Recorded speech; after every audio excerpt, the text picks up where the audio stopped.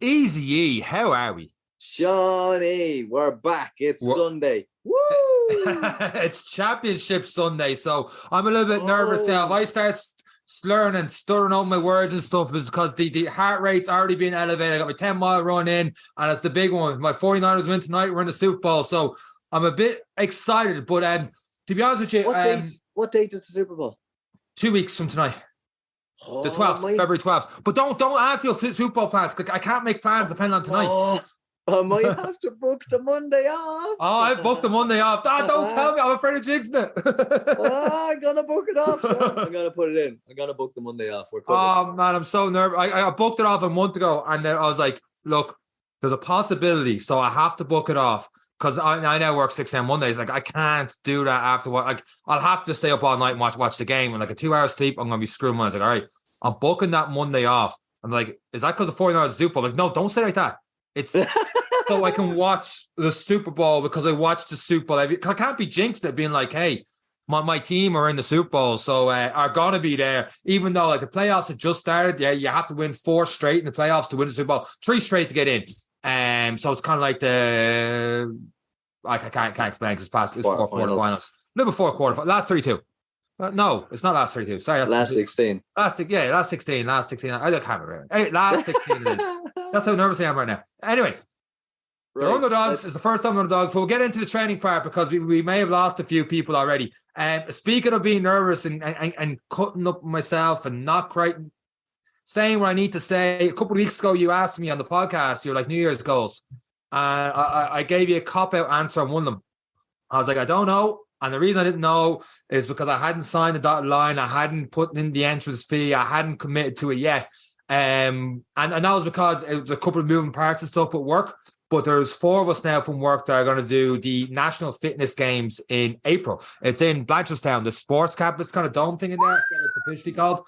So for those who don't know, like the National Fitness Games, I was there last year with the gym, and we'd round, I think we'd 7-8 teams from our own, from our location gym. We had 11 teams from all 3 locations.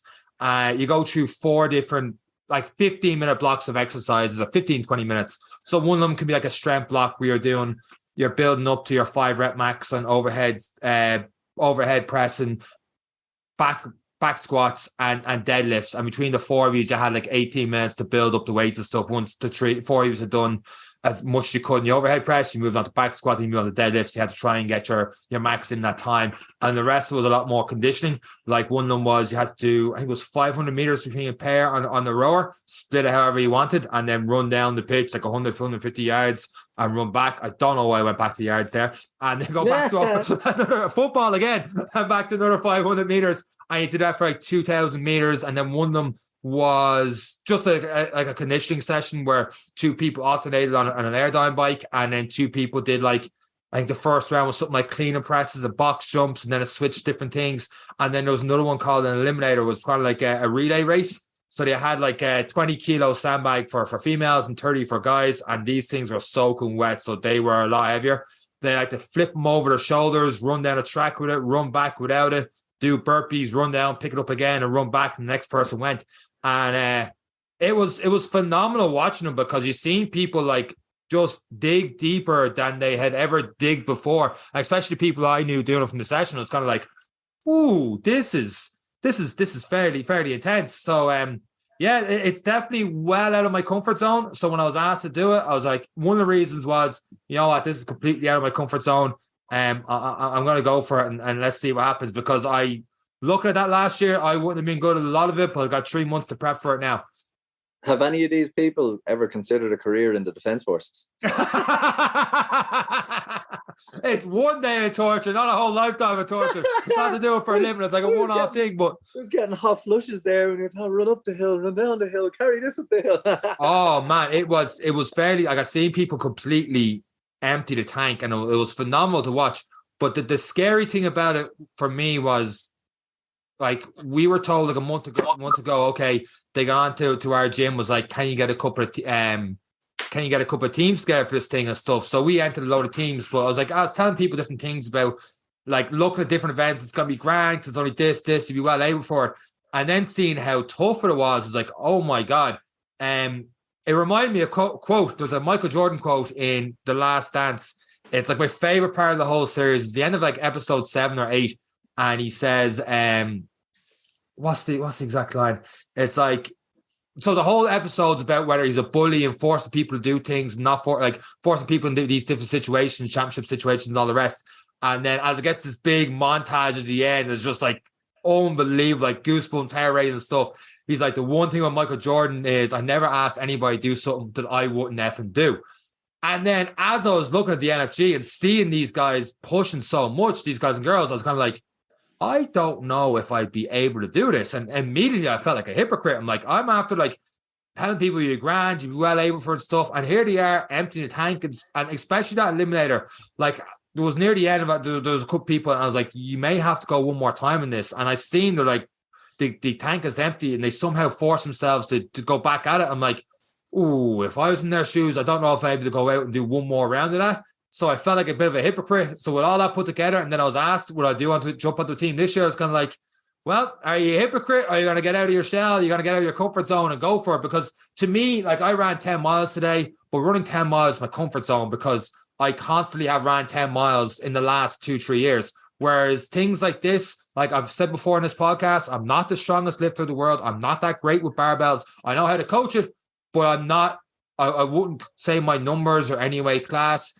I've talked before in this podcast about struggling with conditioning in terms of definitely why I struggle with the 5K is getting to that upper limit and staying up there with being out of breath and feeling like about to pass out. It was like, how long does it take to stop? I'll run all day. Like the 80K eco trail, I'm like, I'll find a way to finish it. It won't be fast, but I'll find a way. Whereas if you put a time limit on me, I'm in trouble. So I'm well out of my comfort zone, but huge change. We'll see how it goes.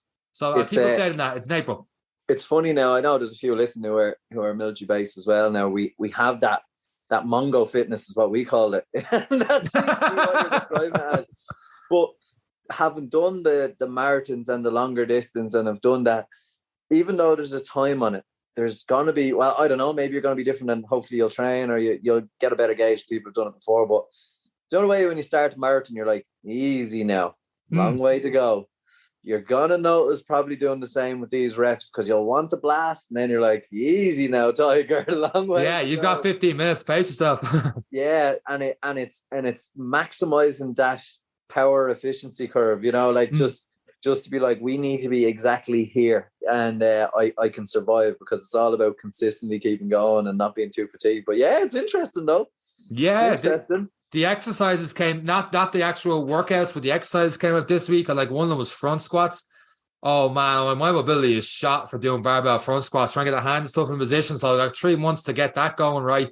And then a lot of it was like burpees and jumping over boxes. And I'm like until like the past 2 weeks where I've jumped into conditioning sessions, like I wouldn't program a burpee for myself ever. I just wouldn't do it. It's like, give me a set of dumbbells and I'll still doing 100 reps of bicep curls rather than doing burpees. Like I can see the pump in the arms doing that, whereas burpees, I can see myself, my head in the toilet afterwards. So I'm like, this is going to be fun. I'm going to say fun because I say fun for a lot of people when I'm coaching them and they're like, this is a bad definition of fun. So I'm going to use that word. It's going to be fun. It's going to be a challenge.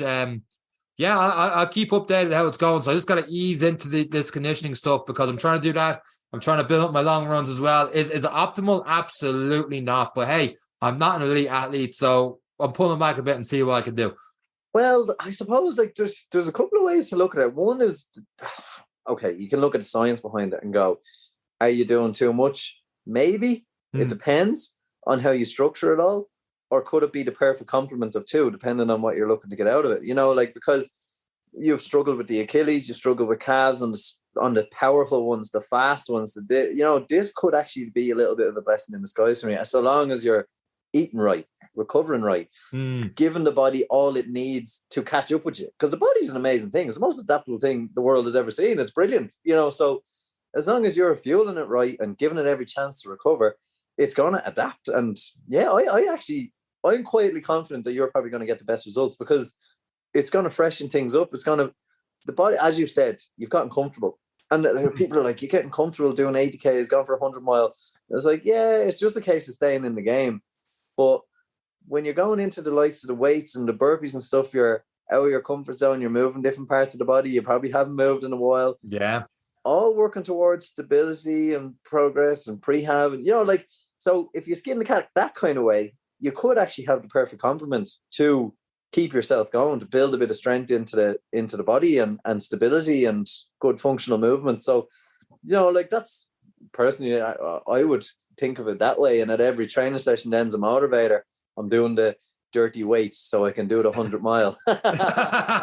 Look, go the t-shirt off doing the 100 miles. But yeah, no, it's going to be interesting. We'll see how it goes. We'll hit the intro music, but after the intro music, speaking of major changes, you know what? We'll intro, let's go.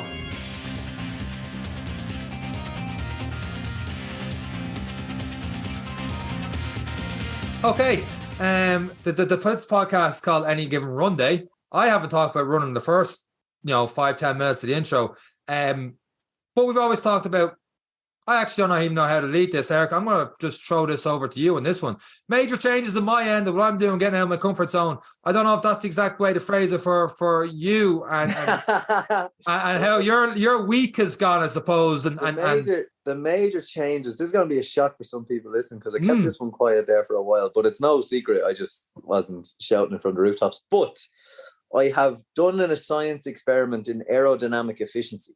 Aerodynamic efficiency. That's one thing I claim to be decent at. Yeah. So I was quite decent at the aerodynamic efficiency myself, being a follically challenged man. But I took a little trip to Turkey and I got an old hair transplant.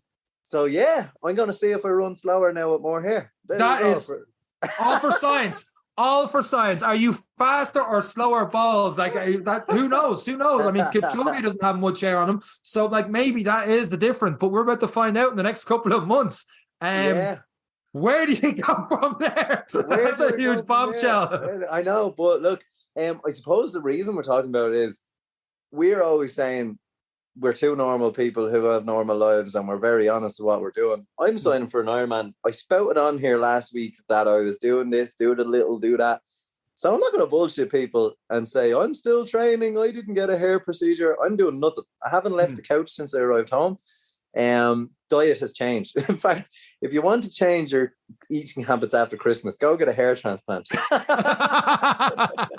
Because they ban you from all the salty, shitty, chocolatey, fizzies, all the stuff that they ban you from that. So basically, you're paying a sum of money. Well, so like you're paying for a procedure, right? And then when you get there, they're like, for best results, don't eat too much salty things. Stay away from caffeine and cocoa. Stay away from this, that, and the other, high sugar, and hopefully you'll recover. And now all of this made sense to me, having done the professional nutritionist course. I'm like, oh, of course, this makes you don't want to retain water because they've injected water into my head. So stay away from the salts. And when I start drinking loads of water, don't drink the fizzies and the caffeine. It's all going to have a different effect and all the different tablets. Like it's. So I was kind of like, I was shocked, but I was equally like, idiot, you should have known this. And then equally delighted because all the chocolate that I was making my way through, because my theory was I have to eat it to get it out of the house. It's just done now. I'm not even looking at it. The thoughts of the greasy takeaway, I'm like, no, I want veggies. I want all my greens. I want plenty of water. I want fish. I want this. Do you know, like I've gone back into the nutrition element. I'm not saying you have to go get a transplant to change your nutrition, but it was definitely a major kick in the arse that I wasn't expecting. But yeah, it's done. Yeah. And you feel like now, because obviously you can't train for the next 3-4 weeks or anything like that. I'm still any sort of sweat and all would completely irritate what's going on up there. And you just had surgery. Like you were in surgery for 9 hours. So it's not like just a, hey, patch here, you were done. You went through hell from that, like. Yeah, like I know it is a cosmetic thing. I suppose like to talk about, and I know there's a lot of male listeners that listen, and there's some female listeners that listen as well, but like there was a lot of people on that flight home. Like there was about 30 people who were returning on that flight home who had done a medical procedure, and that was one day in the year 365. So like for me, I started to lose the hair at 21, and it was end of the world. It was game over. That was it. World was ending. The comb overs. Every time I opened the window in the car, my hair would be waving at everyone, and I'd be like, oh, trying to fix it. Then went military, shaved it, got used to it, developed confidence again, because it is a confidence hit. Huge time. Yeah. But it's always just in the back of the head. And for guys, we talk about Movember and we talk about this and we talk about that, then I'd be a hypocrite, as we said, team of the show, to not say, yes, did it have an effect on my confidence, on my life? And yeah, I'm a confident person. So imagine what I'm like with hair. People won't stand me. No, but like, it does have an effect. The amount of times people mention, and you've been out with me as well, where we didn't even know people and they just come up and go, all right, Baldy. I'd be standing beside you and nothing's been said to me. Yeah. I'm like, I've less hair than he does. Choking out a little 8-year-old kid for calling me bald. No, but but there's everyone has armor. And for me, the losing the hair was a big chink in it. It was big, and I try to make jokes to kind of play it down and playing on the insecurities and stuff. But it can have a very big effect, no matter what it is. Mine was hair. People could have it with their teeth. There was all sorts of surgeries out there. But like, we're talking about running and promoting mental health and stuff. I did this for me because I wanted to know. For 9 years, I've wanted to know. I'm like, what would it have looked like to have the hair this long or that long? And like when I take off the helmet and work, and it's like everyone's expecting the luscious clocks and it's just this big shiny head covered in sweat. Like I know. I am not silly. I know no one cares. I know, like, the missus is actually, I was more afraid she won't like me with hair, but it's just something I just wanted to do for me. And it took a long time for me to, one, be brave enough, all the different things. And like, I suppose what I'm getting at is, it's part of your mental health, part of everything. And we can't chime on here and say, we're just great and we just run and that's how we deal with things. It's like, no. Yeah, I mean, I went and had a 9-hour surgery, lost a lot of blood, and got 4,300 needles in my head. But here I am. Jesus. I obviously can't relate to that, but I can relate to where you're coming from and want to do stuff. Like, we can talk about the health benefits of like gym work and stuff like that. But a lot of that, like getting gym work and stuff, was just basically building confidence in myself. Like, I even joked in the intro about doing bicep curls and stuff. Hey, I was that 19-year-old kid that did a lot of bench press and a lot of bicep curls because I thought it'd be better with girls doing that. Like, but like over time, I got confidence for different reasons and stuff. But like, the gym was my anchor and stuff that I was lucky to latch onto and help build myself up, because my thing when I was younger was just being that real skinny kid. And like, I knew my hair was gone a lot. I knew at 13, 14, hey, this thing is going to go. So like, I had different exceptions to that. I was like, I need to get bigger, because like my background of growing up and what my influence was bigger, muscular people, but they all had bald heads in them. So it's like, I was able to, like, that was my exactly the wrestling. Like, I was 1 year old, 2-3 years old. My hero was Hulk Hogan. That fucker was bald since his mid-20s. He's always been bald. So like, I grew up in that kind of era. And look at The Rock now, Michael Jordan, bald. I suppose even David Goggins are running bald. That was my kind of just what I've always latched onto. But my insecurities was I was just this skinny kid, and like, I was 10 stone and stuff, and I couldn't put on size, and no matter what I did. And eventually over time, I just got more into the weightlifting and training. And like, I'd love to tell you it was for like mad health benefits and all the resistance training. No, it wasn't. It was to build confidence and that kind of thing. And for a lot of people, the hair is a huge issue, and it plays with you. Fair play for even talking about it on the podcast, because it's still, like, it's starting to get a little less taboo. You're starting to see more people talk about it, but that curve's only starting to, like, I'm sure you've seen it. Maybe you didn't. Like, on the flight on the way home, like, was everyone kind of like, hey, we're all in this together? Or were people kind of like, ooh, someone's going to get off the plane here? It was very different. And when it changed, like, the entire time, now I didn't care. I'm embracing it. It's no secret for me. I'm gone from a very bald man to a very hairy man very quickly. But like, when you're in Turkey, you're surrounded by it. It's it's the norm. We're kind of like, oh, we've got our hair done. They're like, yeah, okay, you and 10,000 other people have been here this month. Like, it's grand. When we got to the airport, queuing for the plane, the way everyone queues, we didn't queue because we needed to sit down. We were walking. You're not supposed to do much walking and stuff. So sat down, and you could spot all the Irish heads turning in the queue to look at the two lads getting their do done.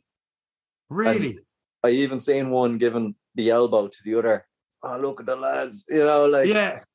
And of course, the people who are throwing the elbows have big luscious locks on their heads. So they've no idea what it's like to be. Exactly. Yeah. So, but it was actually inspiring. It's actually something that I didn't think, like, I was so nervous about going. I was grateful for people to put me on the right path and point me in the right direction. But like, I was in a happy place beforehand. I'm just happy I did it now. I can regret doing it rather than not, you know, and that's it. But yeah, there's definitely, like, even coming back to Dublin Airport, you just notice the change. Like, you could tell the change just in the attitude towards it. And most of it's probably in our own heads. It's all part of that self-confidence and all that kind of stuff. But yeah, it's definitely different. It is definitely different. You kind of have that nod of approval off the other lads with all the scalped heads and everything else. We've gone through wars together on this one. Yeah. So yeah, no, it is. It's very different. I suppose the element I wasn't expecting was the time away from training. I thought it was only going to be about 2 weeks, but yeah, sweating is not advised. So it's going to be about. I'm going skiing in 25 days, but I'll be taking it easy, and hopefully it'll be a bit colder. But you do sweat. I'll just wear less clothes. But the 30 days before the heavy training starts again, which is a little bit longer. And last week we talked about just getting into things and taking it easy. You'll have setbacks, this, that, and the other, but it's a long-term goal. So, as I said, the nutrition element I wasn't expecting, which has given me a great kickstart. It's ripped all the bad habits out of me. I'm eating clean again, you know, like, and all these things, which is really good for the post-surgery. But long-term, it's really good for my planning. I've had time to actually pump the brakes and start thinking about what's realistically the plan.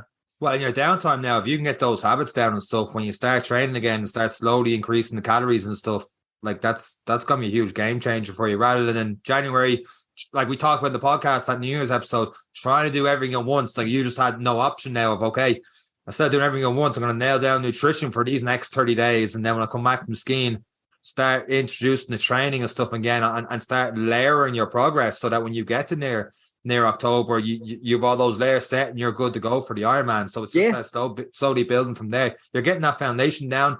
For a lot of people, obviously it's the training. You can't do that. You've had a setback. We all have setbacks. For different reasons, you know, injuries and stuff along the way. I myself had a setback last year. I got the laser eye surgery for 4 weeks as well. And I was like, trying to get back on track. I tried to do it all straight away. I tried to jump into a 5K, and I'm like, I am killing myself here. But like, they're like 5K PBs and stuff. You try to just jump in. It's like, no, just, you're doing it the right way. Take your time, slowly start building it back up again. I suppose just thinking on the points you talked about being the fit one, that helped you be bald. Do you know, like, and for me, when I got into the triathlons, because I very much U-shaved my head. We committed to it, and I was like, I'm going to be fit, and that's going to help me be bald. And it has. But unfortunately, it's like, why do I have a coping mechanism for something I can't help? Or in this case, I can. But it's like, just looking at the photographs, being in such good shape, for me, took away from the lack of hair on my head. Because I don't know, is it in my own head, or is it as a society that I recognize it? But people are a little bit begrudging, and if they can find that chink in the armor, then they have it. Whereas, go for it, whereas being young and bald is one of those things for me anyway. And so I don't mind. I can be 6'4". I can have the 8-pack, but he's bald. Fuck him. So it's just one of those things that, and it's part of my vision now for 9 months' time when I finish the Ironman. It'll be my triathlon photo with possibly some hair. So it's so I'll have the 8-pack and the hair. But yeah, it is small steps. But again, it's part of a goal, setting a goal for a year. Obviously, just it's not part of my goal. Get hair, you know, like it's me trying to investigate or quash some demons that exist or don't, and at least they're done. Either way, it's done. Either way, I've tried, and I suppose, like, okay, we talk about the hair, we talk about anything, we talk about a marathon. All of these things are scary. Like, going there was scary. It's a different country. You know, you're going to be sore. You know, there's going to be a bit of suffering. It's no different to the games you're talking about there. Oh yeah, I'm out of my comfort zone. I'm surrounded by people who know what they're talking about. I don't know what I'm talking about. I'm the dumbest man in the room, and I'm going to be there for a while, and it's going to hurt. And it's like that process alone is a sense of achievement. So, like, anyone who is going away, like, do have a think of where they've come from. It took me 9 years to make that journey. That's 9 years of looking in the mirror, doubting yourself, confidence, not smiling in a photo, you know, whatever it is that's getting people sick. And like, it is a very different episode. We are, okay, it's a running thing, but we are always saying we run for good mental health. So like running and triathlon definitely helped me with my insecurity in that element. And now like I've mastered, we're talking about do little things. I got the running thing down now. If I get the hair thing that, you know, like it's, but even like our business, Sean, I don't really do the Instagrams because I don't like looking at the photos of myself. You know, like it's, you're always like, put up more photos. And I was like, I look like shit, a big sweaty head. And I just can't bear to look at it. And so like it could have more benefits for us down the road. You know, like it's that little bit of confidence. And then people are always curious. They always want to have a look as well and go, no way, look at him. Did you see your man? So it's going to be a great advertisement campaign, Sean. Yeah. But like even going like that Instagram stuff and insecurities and all the rest, like you could talk about not putting yourself in front, like, hey, how come, you know, Seán did because, you know, he's bald and stuff as well. And he has his own securities, you didn't. But the fact of that, when you delve deeper into that one, I've been doing that for years for the personal training and the business. And that was my business. That's what I was doing. So like I went through that year or two of, I don't like doing this. Like now I put up silly selfies of myself all the time and stuff. But even now I'm not talking as much in front of camera as I probably should. I'm not doing as much on the Instagram as I should, as I could be doing, or what I did a lot in the past. Because in the past I had no choice because I was out there by myself, like a personal trainer with no gym behind me, no backing behind me. And I was like, I needed to just put out what I thought the answer was at the time anyway, was just putting out content, top of content. But I felt very insecure. And you would get like one comment about, hey, you know, this, you're doing this arse ways, or this is not a squat, or this is why you're going to do that amount of weight, or that kind of push up and stuff. It will get you. And it's like, there's no need for a comment like that. Like the way I approach social media is, if I wouldn't say that comment to someone to their face, I don't hide behind a keyboard and put it there. Yeah, and and I did find it hard to put myself out there. And that's just one thing. And I'm like, okay, we're being honest. It might shock some people, or people who know me might be like, him put himself out. I am a confident person, but there are elements that I just don't like to do. Now, maybe it won't change. Maybe it's old habits that die hard. But you know, it already after the procedure, even though I'm just I look like Lego man out of Batman. It looks like I've got fucking marker and just drew a hairline on my head. But I'm happy that I've tried for me. I'm happy that I've found a way to go, do you know what? Now you can just let it go. Now you can just see what happens and then go back doing all the other stuff you were doing really well. And, you know, like give this a go. And in 10 years time, if I have to shave it again, I can go, at least I tried, you know, like I tried to do something for me. I took that step rather than just always wondering. And yeah, it's definitely different. And I think, no matter what's going on, I see people all the time, and I notice it because I had those tics myself. If someone covers their mouth when they're talking to you, they're conscious of their smile. Just go get it sorted. You know, like just do whatever can help you. Like take that nice photograph, be up the front, put yourself forward. No, I do anyway, because I'm stubborn as fuck. But in fairness, and even when we go to things, Seán, you are far more chill. Like people will throw a comment and I'll be like, I'm going to find out where they live. And you're like, it's all right. They were only a bot just asking for us for a photo. And I was like, all right. But in my nature, I do take it a little bit more to heart. I do. It's I understand when it's jokes and when it's bullying. I can appreciate, it's a topical word, but banter. But I set the tone for that, and that's okay. And if someone says something, they'll very quickly know by my face that they've gone too far. Yeah. But but for me, I'm going to enjoy the other side now, where our closest friends who don't listen to our podcast have not been told, and they won't see me for a few months, and then they'll just be met with something different. And I'm hoping they don't really notice. It just kind of naturally blends in there. But yeah, it's and we'll get into the nutrition stuff. It might lead us on for next week, Seán. We might talk about nutrition a bit more, because I want to talk about training. But yeah, I think probably we didn't really expect to talk about it this long, but it's definitely important. I think you need to put your money where your mouth is, and as you've done, as probably when you were saying the Jordan quote really got to me, and it was like, you can't tell people to do something when you're going through something yourself and not being honest about it. And look, we're not preaching, but we've 200 listeners a week, so just someone out there that this is going to tick a box with, or it might give you comfort on something else, but it's, and for me to be that honest about, look, I down myself on certain things, and I don't like having my picture taken with my girlfriend at events because I'm bald, and it's that might change now. Like, no, don't get me wrong, Katie is probably more afraid of me having hair than without. All of these things were my own. I had nothing but supportive friends and family, and everyone thinks, apart from my mom. My mom, no, she gave me money to go and do it. She was like, I want you to have hair. Whereas everyone else is like, you look great, bald. You have a great head. My mom was like, go get hair. I'll pay for it myself. I was like, Jesus, thanks, mom. Like, it broke. When I shaved my head, it broke my mom's heart. Like, the only woman in the world who wants me to have hair is my mom. So, but it was a nice supportive thing as well, because when I said, Mom, I'm going to do it, she was like, yeah, let's go. She was all excited. She was celebrating. Because you said you were losing your hair at 21, but you still went through most of college with a full head of hair. And even when you were losing, you had it like, whatever way you had it covered and stuff, like that's what a lot of people would have seen, all the pictures and stuff you would have had and stuff through college and stuff. You still had it there. So you still had that anchor there. And then it was almost like, for some people that may have seen you for a couple months, overnight you went from the lad with full head of hair to bald. And I suppose maybe those reactions and stuff for that would have played a part. No, it isn't like it's to be honest, it was actually a photograph I seen of myself, and like, it was wispy and it was all over the place. And I was like, if I was the photographer, I would have approached me and said, man, just shave it. Let it go. Just let it go, because it was actually nearly worse. It was actually, do you know what?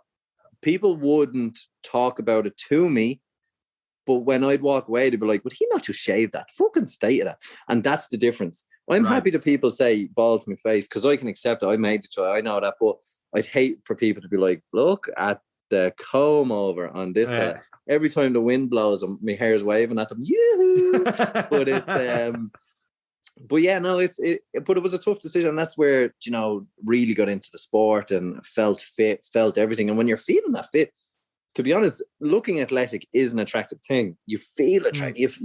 There's so much positive to it. And let's be honest, in the modern day Instagram world, sex sells. Like, you're not going to see me on the weights ad selling something to you. It's going to be some jacked up, gorgeous fella who's in a modeling contract.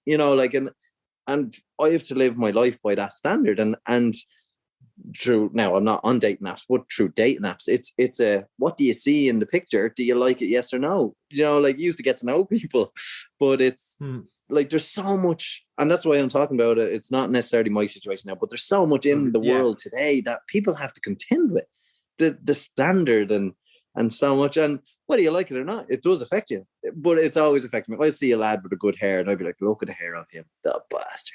Would just you? Begrudging him. Yeah. I'd have big hair envy, and that's what. And listen, I only decided at Christmas. I just said, I got I did a flight. It was in Belgium, sitting down. We were having a joke, and random old man, two blokes beside us were sitting there. We were having a laugh, and he just mentioned me being bald out of nowhere. And I was like, I'm fucking sick of this shit. I am fucking this little. I swear to God, like, and only for the company I was in, the words that were about to come out of my mouth. Oh my God, I was. It was just. Was it him, or was it just the final straw of you were sick of hearing it over and over and over again? Yeah. That people like to get at you, they go back to the same crutch. Yeah. And that was that crutch. You're like, okay, it's the obvious thing, Yeah. And it's just, that was enough. And that was it. And that's what did it for me. And for me, it's taking that crutch away from people. Now, they mightn't even see it or do it, but for me, it's like, now what? Feel good, now what? Yeah. But go with something else. Yeah. But now I'm going to be really fit, because I stopped eating the chocolate because my hair. But it's... I don't think that's a sentence I ever thought I'd hear. Like, I stopped eating the chocolate because of my hair. And it makes sense. But it's but yeah, no, it's definitely something that has just for me, it's just that little bit of empowerment. And it's funny, I did tell a couple of key people, you were one of them. People are going to be interacting with that. I couldn't really get around it because I wasn't hiding it. I just don't want to advertise it. I kind of want a surprise as well for those who haven't seen me. Oh, the reactions would be class. Like some people go to Australia for 4 or 5 years for reactions like this. Yeah, you just went to Turkey for a week. And like, I won't get into the procedures or the clinics or any of that. If people want to know, they can actually reach out. I have no problem in talking about it if anyone does, because I wouldn't have done it unless I could have talked to people. But that's a sidebar.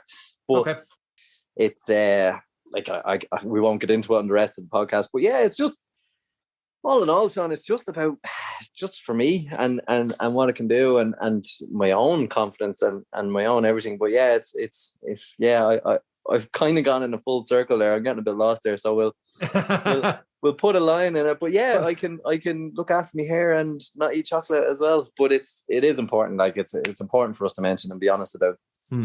Like we talked before about like having whys for these things. It's like people go, I want to do a marathon. Why? Because such and such did a marathon. It's like you're not going to stick with it. You don't have that true anchoring reason to go with it. I'm kind of lost where I'm going with this, to be honest with you. But I think it's just like sometimes you be honest with yourself, like why do you hit the gym? And it's not just so, I mean, no one does like RDLs be like, I want my hamstrings to look real good, because no one sees them, that kind of way. And a lot of it is just to feel better in themselves, to go strength training. And I don't think there's anything too wrong with that, to say, hey, I just want to feel better in myself by looking a bit stronger and feeling stronger, and in the inside you have more energy and stuff, but you kind of project more confidence and stuff. And that's what got me down the rabbit hole with training. And it's an issue now, because I was listening to a podcast this week, and this is a bit of a tangent because I think it's something that I'm hinting at, but people can take too far, is that you feel better when you're stronger, you're looking fitter, you're looking healthier and everything else. And especially we're talking about young guys and stuff and the hair transplants and everything else. The line is, well, when's looking too good, not looking too good. And there's a podcast I was listening to, I'm a big fan of Joe DeFranco, strength training. He had a guy on the other week who went down the whole rabbit hole of doing powerlifting and, putting on the t-shirts to bench more and taking all sorts of drugs and stuff and steroids to bench more and stuff. And that's the other side where it's a lot of people are doing that to look good, feel good. And you see it, like you talked about earlier on Instagram, you're competing against the models and stuff. And a lot of them are doing that. It's great now, but once you come off that stuff, no matter how hard you're training, you're never going to be able to hit those lifts again. And that's the thing that ever stopped me from going on it. It's like that cycle never ends. So if you're clean and you're running, you can aim for a certain time doing a marathon. And then you can kind of go, oh, I'm near that. I'm trying to beat that time. Or you can set further goals on and on from that until you get to a certain age and eventually starts dropping and you're just doing it to be doing it. And that's age. It happens. That's life. But if you're on any kind of steroids or drugs and stuff, and you're constantly on them, you're in the gym, and you weaned off for whatever reason. Like, for example, on the podcast, he talked about weaning off him because he wants to have kids and mess with fertility and all the rest and going through IVF and everything else like that. And the doctor was like, here, you just have to go cold turkey. And then he went from doing all these lifts in the gym to not being able to do anywhere close to that, yet his training intensity remained the same. Now, imagine how much of a mind fuck it is if you kept going training, and you're hitting, let's say, a 3:30 marathon, and all of a sudden you're doing more training and your marathon goes up to 4 hours. So it is that kind of, I don't know how exactly went down the rabbit hole. I get what you're saying, though. Is like, at what point is enough? At what point is your confidence back? And it can happen in sport. And that's why people cheat in sport. That's why people look to win. It's that winning feeling. It's that confidence feeling. It's that on top of the world feeling. If I was to have done this procedure, I said it's taken me 9 years to do it. If I was to have done this 9 years ago, it was for chasing women and confidence and popularity and all the teenage stuff I carried into my early 20s. Even up to, like, I think it's kind of good that I fought them demons and had to thrive at a bit of confidence and, just own a little bit of shit, and I still wasn't happy with it after 9 years, obviously, but I'm comfortable. And any progress on that comfort is progress, if that makes sense. So I was comfortable in my own skin. I wasn't 100% about it because obviously I like hair and I love styling my hair. And I've added a little bit of progress onto it. And sure, that's better than not doing anything. So, but I only discovered that from doing the likes of marathons and making small progresses, and then having a bit of social anxiety, going to a few different places, and then just pushing through it. And then it's not so bad, and overthinking what people are saying. Like, you can end up down a rabbit. Now, sport and running and stuff has really helped me with that. Like, it's in, because it just focuses the mind. You're out there for a long time. You can think about all that stupid stuff, and then you're too tired to think about it. So then you're sorted. So it's but yeah, it's a minor thing in the grand scheme. It seems massive. Like, it's like going to do that it's a scary thing. Like, you know, you don't know.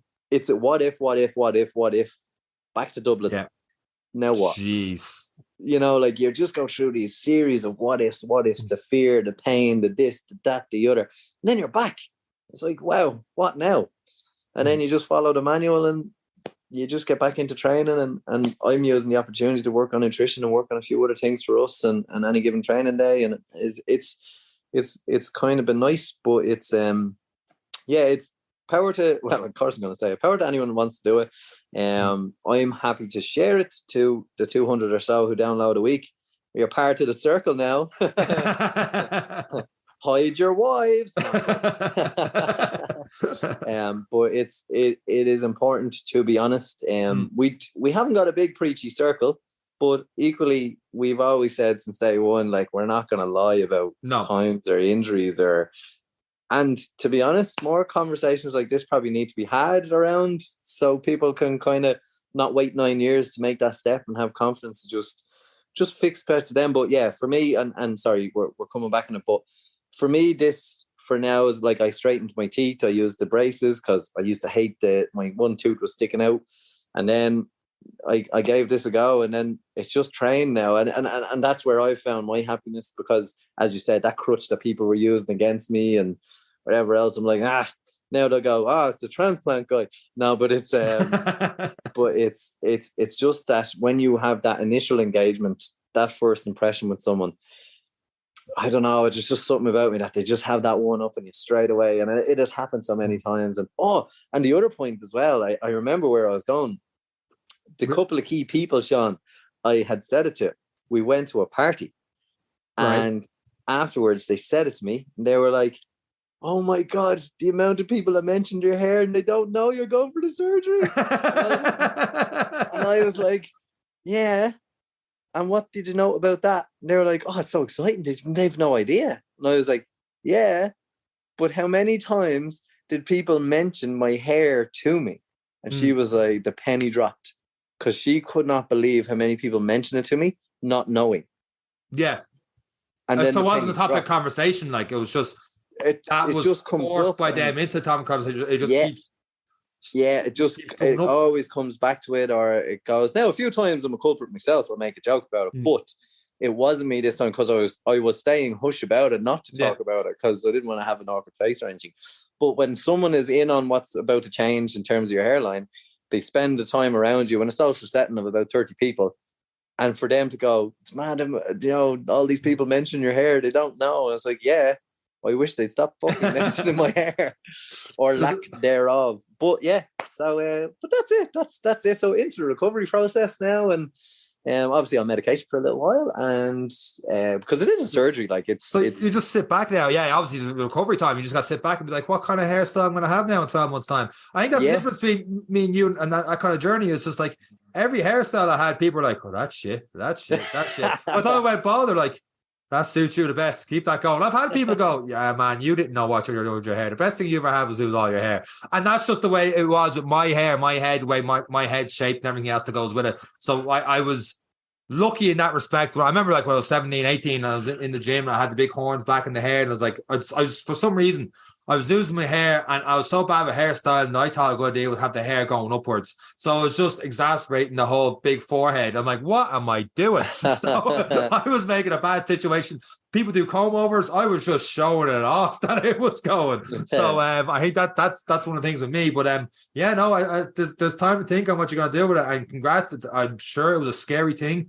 going over there doing that. I'm sure it's even a scary thing even talking about it on the podcast and getting so open and honest about it. So hopefully there's someone that's listening that got something from that, and even if they reach out to you, all the better, because it is a hard thing to open yourself up on especially two of us talking, it goes out there to the airwaves and people have all their opinions and all the rest. But the fact you're coming out there and actually saying that stuff, especially when, like I said, like, you know, as you said, people going on the flight over to Turkey, they're going for this and the nudge and stuff like that. Like it's starting to change as more and more people are doing it.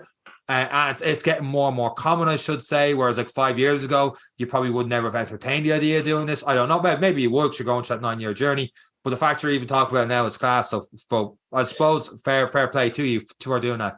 I suppose like we'll bring some running in. Like, you know, it's the same concept. If you're going to buy the fancy garment because you want the best stats so you can get the best out of your performance, like the technology is there now to get the best out of you and what you think it is. And if just a procedure like that gets the best performance out of you, then it's always worth it. You know, like, and I will never regret doing it. Touch wood. You know, hopefully all will go well. But I think in 10 years' time or on my wedding day or, you know, any other of those days, I'd probably be like, I probably should have done it, you know. And I rather, like, even if I know I can live that shaved head life, I've done it.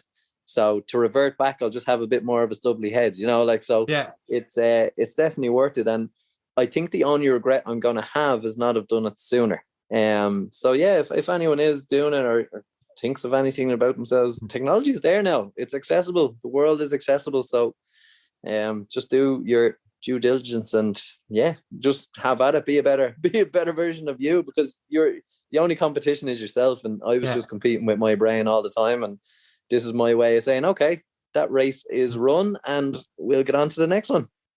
And on that note, I suppose, unless you got anything else to add, we'll wrap up this episode of the podcast. Anyone got any chocolate? I'm fucking.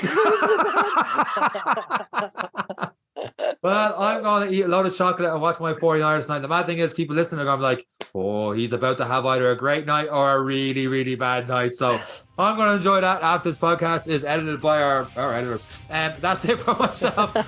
Eric, thank you very much for listening to this week's episode of the Any Given Podcast. I'm not too sure we can throw Runday into this one, but it is what it is in this week's episode. Thank you very much for listening and continue listening to the episode of the podcast. That's it for myself and Eric. Take care. Bye.